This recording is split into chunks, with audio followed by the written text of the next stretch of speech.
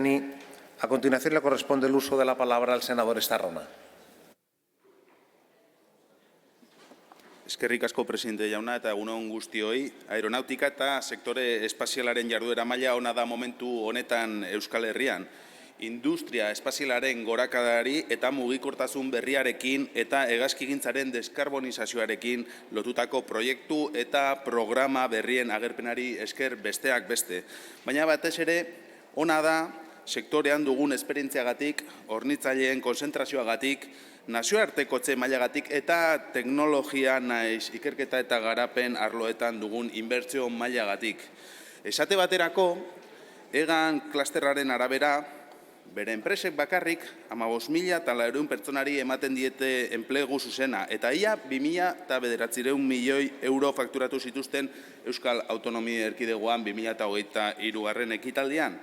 Bi zifra horiek orain arteko onenak dira sektorean.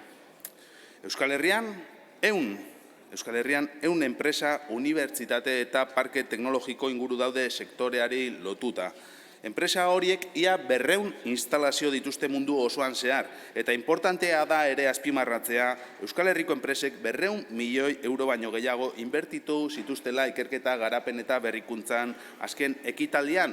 Baina badira zailtasunak eta badira erronkak sektorearentzat, noski alde batetik lehengaien eta materialen hornidura eta kostua, baina batez ere, eta hau da importantea, hornidura kateetan dagoen tentzioa. Hau da, ekoizpen hazkunde ziklo bete-betean profesional kualifikatuen falta edo ramp-up luzeegiak.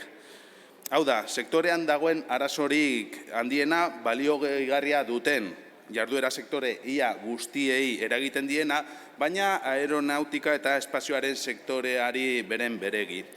Beraz, ez dugu uste Alderdi Popularrak aurkezten duen asmo honeko, planteamendu honek, erantzuten dionek sektoreak duen erronka eta arazo nagusiari. Ez da gure ustez oso errealista, borondate honekoa kaso, eta eskertzen da gaia ona ekarri izana, oso interesgarria delako, benetan, del Rio senataria, baina aeronautika eta espazio sektoretako baliokateetako enpresak esartzea udalerri txikietan despopulazioari aurre egiteko formula edo ardatz bezala, gure ustez ez da oso erreala, batez ere profesional kualifikatuen beharraz ari garenean.